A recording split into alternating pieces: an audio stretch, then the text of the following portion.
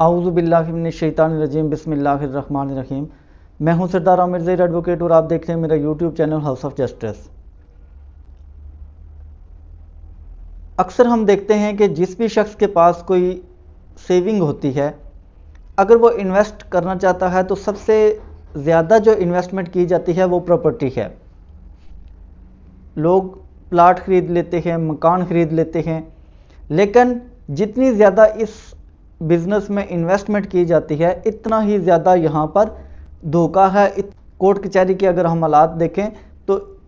Civil litigation بھی بہت زیادہ ہے۔ اس کی وجہ یہ ہے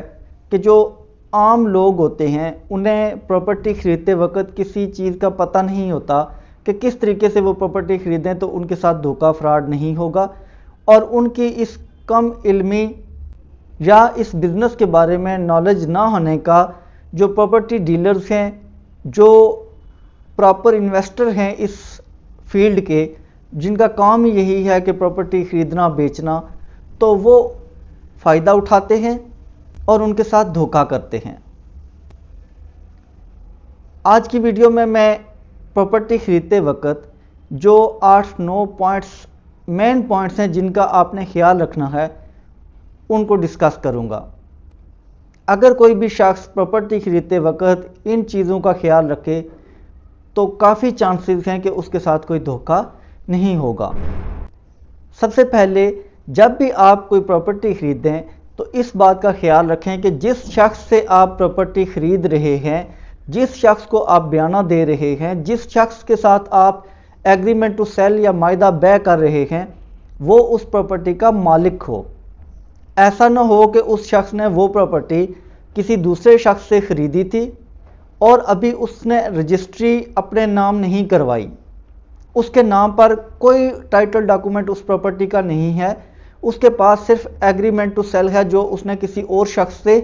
خریدتے وقت یا اس کو بیانہ دیتے وقت وہ ایگریمنٹ ٹو سیل کیا تھا۔ اب اگر آپ اس شخص کے ساتھ ایگریمنٹ ٹو سیل کی بنیاد پر مزید آگے خود آپ بھی ایگریمنٹ ٹو سیل کر لیتے ہیں، اس شخص کو بیانہ دے دیتے ہیں، تو یہ بات یاد رکھیں کہ کوئی بھی شخص ایگریمنٹ ٹو سیل کی بنیاد پر کسی پراپرٹی کا مالک نہیں بنتا۔ مالک وہی ہوتا ہے کہ جس کے نام پر رجسٹری ہوتی ہے۔ لہٰذا اگر کوئی شخص آپ کو کہتا ہے کہ یہ پراپرٹی میری ملکیت ہے تو سب سے پہلے آپ اس کو کہیں کہ وہ اپنا ٹائٹل ڈاکومنٹ دکھائے۔ ٹائٹل ڈاکومنٹ سے مراد ہوتا ہے کہ وہ ڈاکومنٹ کہ جس کی بنیاد پر کوئی شخص کسی پراپرٹی کا مالک بنتا ہے، جیسے رجسٹری ہو گئی،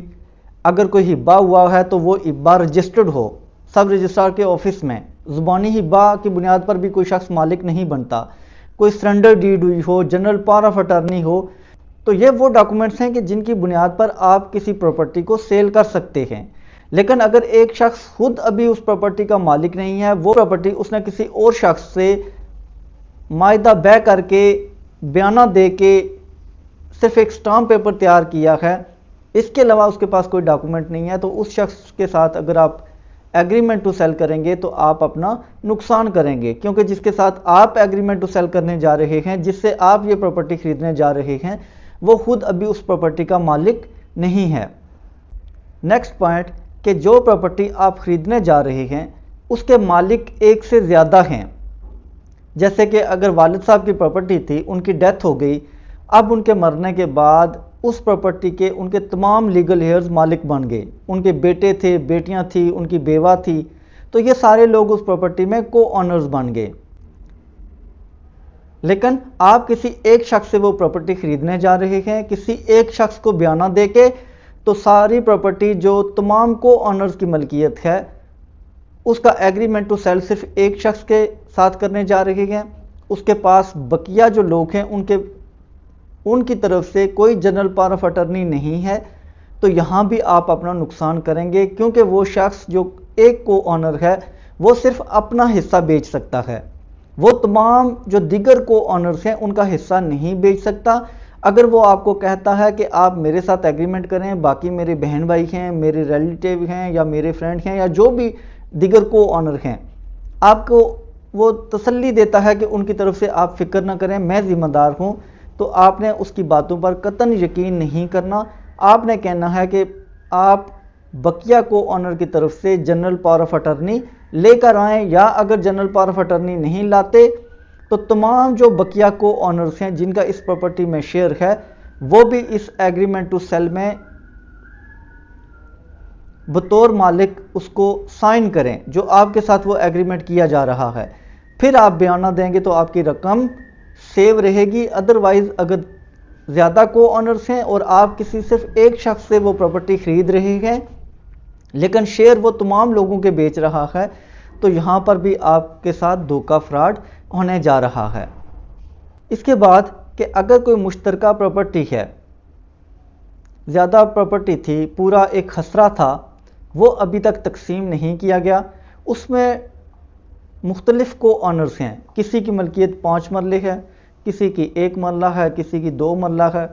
لیکن مختلف کو آنرز ہیں۔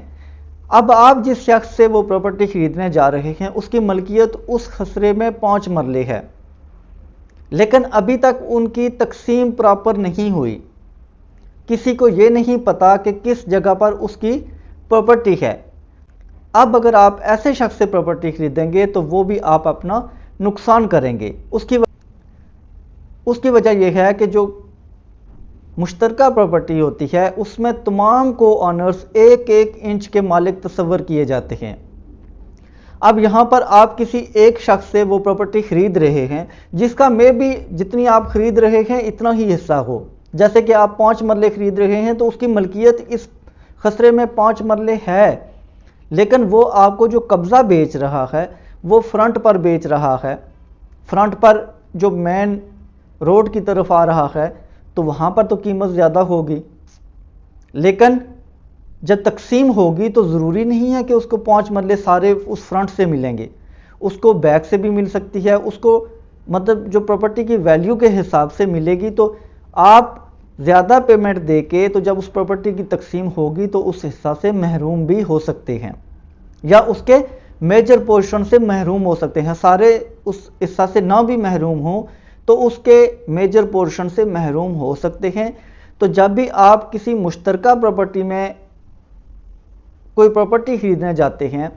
تو وہاں پر آپ اس مالک سے ایک ڈیمانڈ کریں کہ پہلے اس مشترکہ پراپرٹی کی تقسیم کروا لے، جب وہ کسی کورٹ سے اس کی تقسیم کروا لے تو پھر آپ اس سے حصہ لے سکتے ہیں۔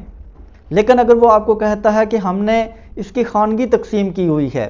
ہمارا آپس میں فیملی سیٹلمنٹ ہوئی ہے، اس میں کسی طرح کا کوئی ایشو نہیں ہے، تو تب بھی آپ نے اس کی یہ بات نہیں ماننی،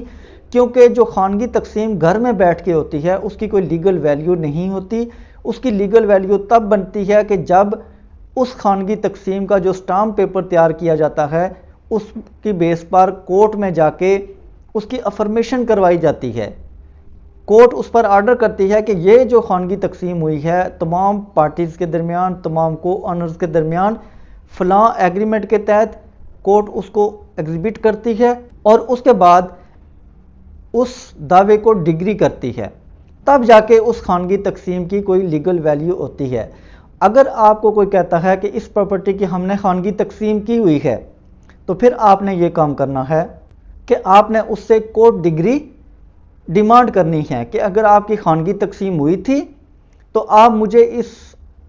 خانگی تقسیم کی جو کورٹ نے ڈگری جاری کی ہے، آرڈر جاری کیا ہے، وہ دکھائیں، اس کی آپ نے اٹیسٹڈ کاپی لینی ہے۔ اگر وہ آپ کو وہ اٹیسٹڈ کاپی نہیں دیتا تو اس کا مطلب ہے وہ جھوٹ بول رہا ہے۔ پھر آپ اس سے یہ بھی ڈیمانڈ کر سکتے ہیں کہ اگر اس پراپرٹی کی خانگی تقسیم ہوئی ہے تو آپ مجھے بیچنے سے پہلے اس کو کورٹ میں کیس کر کے اس کی افرمیشن کروا لیں۔ خانگی تقسیم ہوئی ہے تو اگر سارے اس میں لیگل ایئرز راضی ہیں تو وہ چند دنوں کی بات ہوتی ہے، اس میں اتنا لمبا پروسیجر نہیں ہوتا۔ ایک شخص دعویٰ دائر کرے گا، باقی اس میں جا کے جواب دے دیں گے، اپنی سٹیٹمنٹ ساتھ ریکارڈ کریں گے کہ ٹھیک ہے جی ہم اس پر راضی ہیں، یہ ہماری خانگی تقسیم ہو چکی ہے، تو اس میں چند دن لگتے ہیں۔ تو آپ نے اگر کوئی شخص آپ کو کہتا ہے کہ یہ مشترکہ پراپرٹی تو ہے لیکن اس کی خانگی تقسیم ہوئی ہے، تو پھر آپ نے اس کو کہنا ہے کہ پہلے وہ اس کی جا کے کورٹ سے افرمیشن کروائے، اور اگر خانگی تقسیم نہیں ہوئی تو پھر اس کی تقسیم کروا کے پھر آپ کو حصہ بیچے۔ کیونکہ اگر آپ مشترکہ زمین سے کوئی پراپرٹی خرید رہے ہیں تو تو فیوچر میں آپ کو بہت ساری لیٹیگیشن کا، بہت سارے کیسز کا سامنا کرنا پڑ سکتا ہے۔ لہٰذا خریدنے سے پہلے یہ چیز دیکھ لیں کہ مشترکہ پراپرٹی نہ ہو۔ اگلا کام جو آپ نے کرنا ہے وہ یہ ہے کہ جب بھی کوئی پراپرٹی آپ نے لینی ہے، خریدنی ہے، تو آپ مالک سے یہ ڈیمانڈ کریں کہ وہ اس پراپرٹی کا فرد برائے ریکارڈ لے کے آئے۔ فریش فرد آپ نے مانگنا ہے کہ جس ڈیٹ کو آپ اس کے ساتھ ایگریمنٹ کر رہے ہیں تو اس کو کہیں کہ مجھے ابھی انہی دنوں کا 1-2 دن کے اندر اندر اس کا فریش فرد نکلوا کے دو۔ فرد پر ڈیٹ لکھی ہوتی ہے کہ یہ کس ڈیٹ کو جاری کیا گیا۔ اس کا فائدہ یہ ہوتا ہے کہ اگر تو کمپیوٹرائزڈ فرد ہے تو اس کے آگے اس پراپرٹی کی تمام ڈیٹیل لکھی ہوتی ہے کہ اس پر کوئی اسٹے آرڈر تو نہیں ہوا، یہ پراپرٹی کسی بینک وغیرہ کو مورگیج تو نہیں کی گئی، کوئی پلیج تو نہیں ہوئی، یا اگر وہ پٹواری کے پاس ہے، ابھی اس کا کمپیوٹرائزڈ ریکارڈ نہیں ہے، تو پھر پٹواری بھی اگر اس پر کوئی اسٹے آرڈر ہوا ہے تو وہ فرد ہی جاری نہیں کرتا۔ تو یہ ساری چیزیں پھر آپ کو وہاں سے فرد جب فریش آئے گا تو آپ کو پتہ چل جائے گا۔ اگر آپ فرد ڈیمانڈ نہیں کریں گے، آپ بیانہ کی رقم پے کر دیتے ہیں، تو پھر جب رجسٹری کرنے کا وقت آتا ہے تب پتہ چلتا ہے کہ اس پر تو اسٹے چل رہا تھا، اس پر تو عدالتی کیسز ہوئے ہیں، یا یہ کسی بینک کو مورگیج کی گئی ہے۔ تو یہ سارے معاملات سے بچنے کے لیے اور اپنی رقم بچانے کے لیے آپ نے پہلے فرد ڈیمانڈ کرنا ہے، فریش فرد آپ نے ڈیمانڈ کرنا ہے کہ ہمیں پرووائڈ کیا جائے۔ جب یہ سارے معاملات ہو جائیں تو اگلا کام جو ہوتا ہے وہ ہے آپ نے ایگریمنٹ ٹو سیل، معاہدہ بیع، وہ تیار کرنا ہوتا ہے۔ یہاں پر بہت بڑی غلطی کی جاتی ہے کہ پراپرٹی لاکھوں کروڑوں میں خریدی جاتی ہے،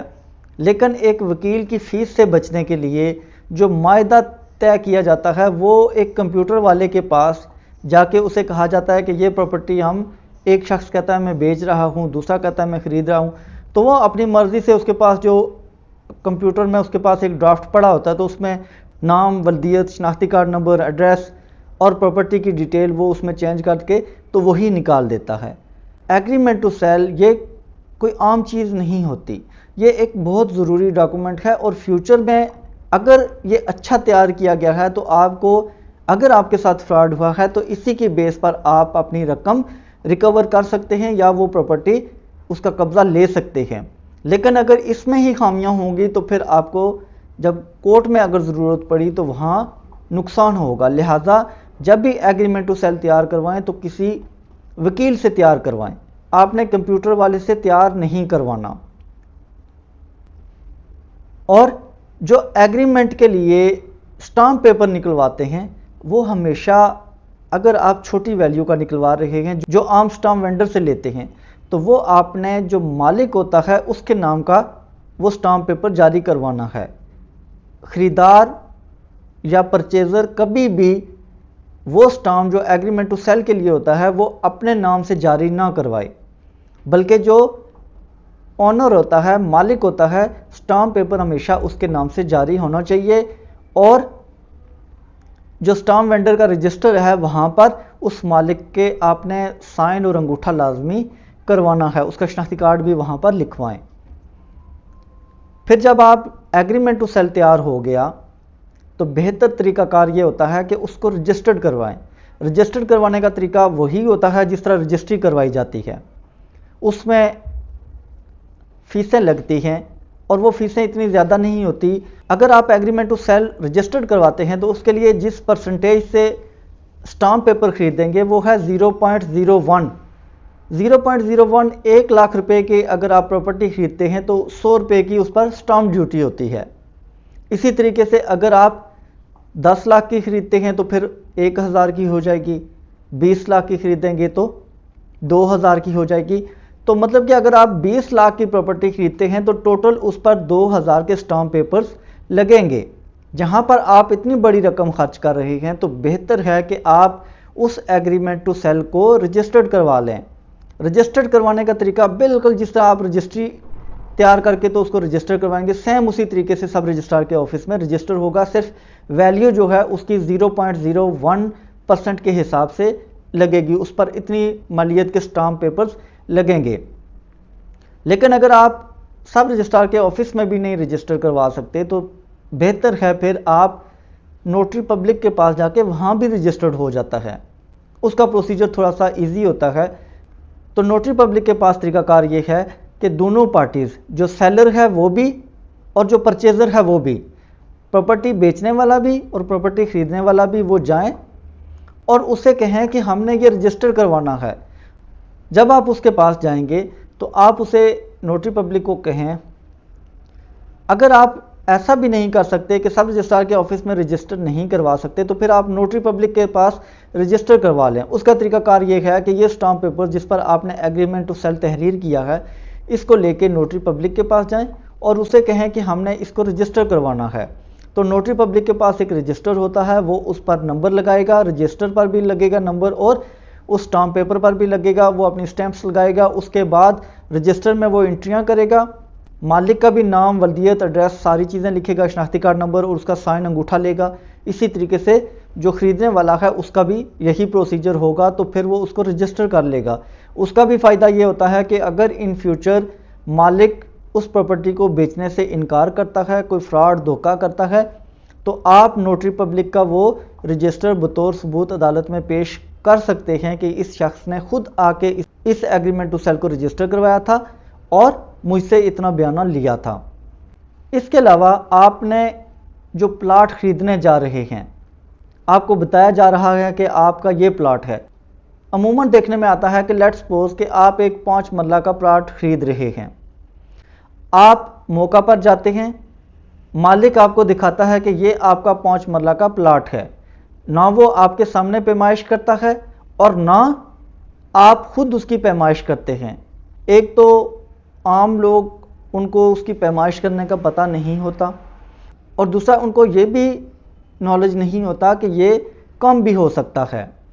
اس کا بھی آپ کو نقصان ہو سکتا ہے کیونکہ اکثر جو خالی پلاٹ پڑے ہوتے ہیں تو ساتھ والے، اگر کوئی پلاٹ ہے یا مکان ہے یا کوئی کسی نے دیوار لگائی ہوئی ہے تو لوگ لالچ میں آ جاتے ہیں اور خالی پلاٹ کا بھی کچھ حصہ اپنی طرف وہ کر لیتے ہیں اور اپنی دیوار تھوڑا آگے بڑھا کے اس کو تعمیر کر لیتے ہیں. تو جب بھی آپ پلاٹ لیں تو اس کی پیمائش خود کریں اور کوشش کریں کہ جو ساتھ والے گھر ہیں ان سے پوچھ لیں کہ یہ اس پلاٹ کا خسرہ نمبر کیا ہے، کیونکہ جب پلاٹ ساتھ ساتھ ہیں تو اس کا مطلب ہے وہ ایک ہی خسرہ میں واقع ہیں. تو پھر آپ کو یہ بھی کنفرمیشن ہو جائے گی کہ یہ شخص جو مجھے پلاٹ بیچ رہا ہے کیا یہ اسی خسرہ کا ہے یا میرے ساتھ کوئی فراڈ تو نہیں کر رہا. تو آپ کے جو دائیں بائیں آگے پیچھے مکان ہیں یا پلاٹ ہیں تو کوشش کریں کہ ان لوگوں سے بھی آپ اکیلے میں جا کے انفارمیشن لے لیں. پھر جب رجسٹری کروانے کا وقت آتا ہے تو اکثر ایسا بھی ہوتا ہے کہ لوگ مکان خریدتے ہیں اور رجسٹری پلاٹ کی کروا دیتے ہیں. اس سے رجسٹری کے جو ٹیکسز ہیں اس میں کچھ کمی ہو جاتی ہے لیکن اس کے کئی نقصانات بھی ہوتے ہیں. تو بہتر ہے کہ اگر آپ پلاٹ خرید رہے ہیں تو پلاٹ کی رجسٹری کروائیں اور اگر مکان خرید رہے ہیں تو مکان کی رجسٹری کروائیں. پھر لاسٹ پر رجسٹری ہونے کے بعد آپ نے انتقال کروانا ہے. وہ پٹواری کے پاس جائیں گے، پٹواری کے پاس انتقال کروا کے آپ نے فرد کی کاپی لے کے فرد برائے ریکارڈ اپنے پاس رکھ لینا ہے. جب فرد برائے ریکارڈ آپ کو مل گیا تو اس کا مطلب ہے کہ محکمہ مال میں بھی آپ کا اندراج ہو چکا ہے اور پرانے مالک کا وہاں سے ریکارڈ ختم ہو چکا ہے. تو ویورز، جب بھی پراپرٹی خریدیں یہ طریقہ کار ضرور اپنائیں. اس سے آپ کو فراڈ سے بچنے میں مدد ملے گی. امید ہے ویڈیو پسند آئے گی. اگر ویڈیو پسند آئی تو چینل کو سبسکرائب کرنا نہ بھولیے گا. اسی کے ساتھ اجازت چاہتا ہوں. اپنی دعاؤں میں یاد رکھیے گا. فی امان اللہ.